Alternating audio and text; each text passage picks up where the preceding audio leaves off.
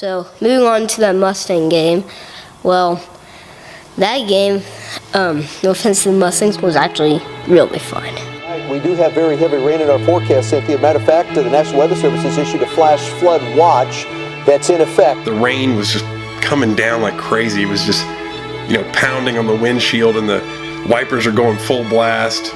It was so bad during the day, I was like, they're going to cancel this thing. Frisco cancels games on a heartbeat. Well, they didn't cancel it. And the Mustangs, we knew, were in our same situation. They were a brand new team.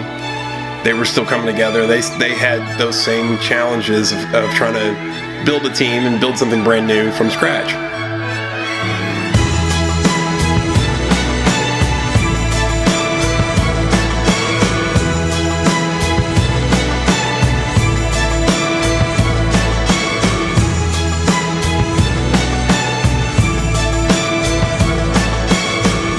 I remember in warm-ups, our team was not nearly as focused as they were. And so we round the boys up and said, listen, that team wants to win over there, and they're over there warming up to win.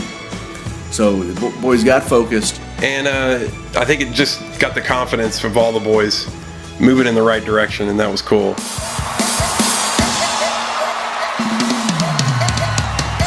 On offense, we had a very talented Cohen, and Quiet, Wyatt was amazing. And he really came into his own because he was certainly above average or very good at the beginning of the year, but he absolutely blossomed into a superstar towards the middle and then at the end.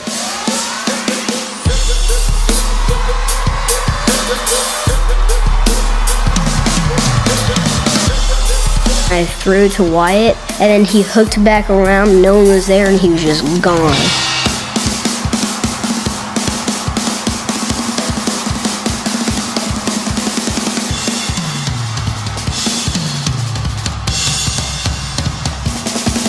When I made that great run against the Mustangs, Cohen handed it off to me. One person missed my flag, and then another person missed my flag. Well, maybe you made him miss, right? Yeah.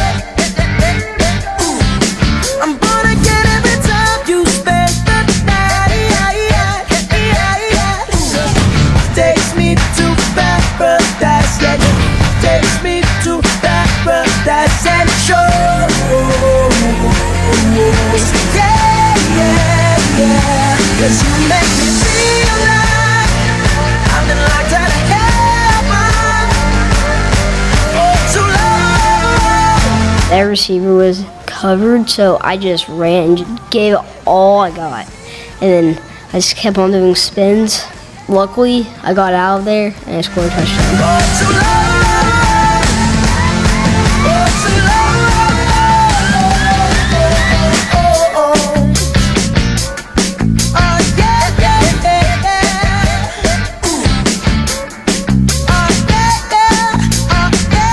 Defense, Coach Quinn and I worked with the guys on very fundamental things like just pulling flags and breaking down, because when you only have 3 downs to gain essentially half the field, you can give up 5 or 10 yards and it's not a big deal.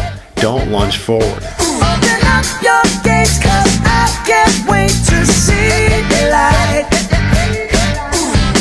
And right there is where I wanna stay. Takes me to paradise, yeah, just takes me to paradise and shows. Yeah, 'cause you make me feel like I've been locked out of heaven for too long.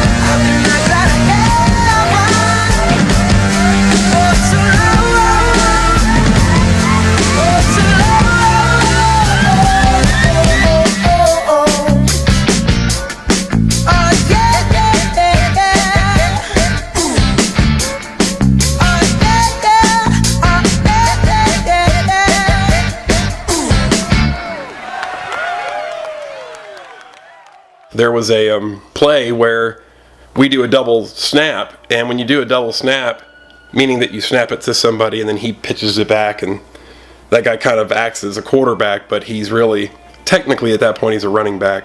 But it gives him the freedom to pass or run, and that's why we do it. But when you do that, you allow your opponent to rush from the line of scrimmage rather than 7 yards back. Because once the ball's been handed off or pitched or passed, they can just take off across the line. So as we were running a double snap throughout the game, every team that we face is going to start putting kids up on the line of scrimmage and just send them right away, which is why we have the fake double snap, is to catch them off guard and kind of keep them honest. Well, there was a play where we were on our own 5-yard line, and we did do the fake, and this kid jumps 3 yards across the line of scrimmage, and at that point it's a penalty. I mean, it's our ball regardless, period. There's no questions, there's no ifs, ands, or buts about it. It's like the ball falling on the ground. It's that clear of a call, and everyone knows it. The whole point of running the play is to catch the other team off sides. Once they jump off sides, it's as if we could just basically stop playing. So most of our players just kind of went into half motion or essentially quit the play. Yet the ref is looking at Thomas saying, you better do something with it, the play's still live. So Thomas throws it, and he ends up throwing an interception, but it's not a real interception. As you can see, Oliver's just kind of standing there thinking the play's over. So did everybody else. I then went to the ref and said, okay, well, we all saw the kid jump, 3 yards across the line of scrimmage, right? So it's not their ball, first down and goal on the 1 yard line.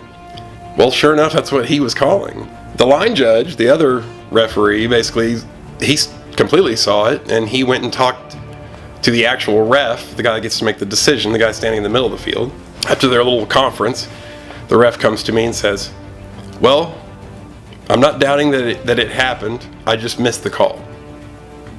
It's their ball, first down.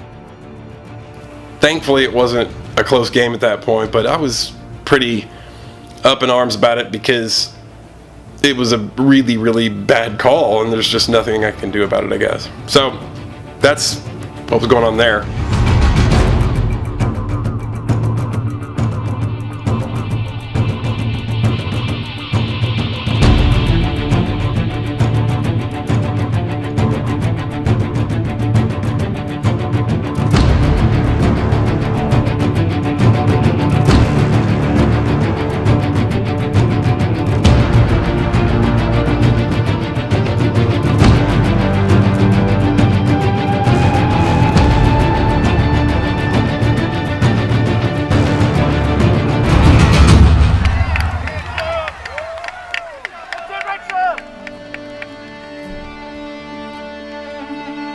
How do you do it? How do you make that happen?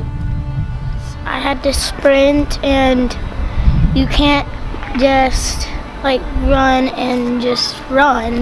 You have to look at the ball and look at the QB. One of the big plays of the game was RJ's big run towards the end of the game, and that was really, really big because he ended up having one of the probably most memorable plays for him of the season, because his big weapon is to get downfield and get open, and then he makes these amazing, sometimes acrobatic catches. That's his weapon. That's how he gets you. But he didn't even do that this time. This time it was something different. He actually functioned more as a true running back. He got the ball in our backfield, and he put a couple shake and bakes on a guy and took off downfield. And he ran the distance of the field and just outran the whole Mustangs team. It was fantastic. I just was thrilled to see that happen for RJ.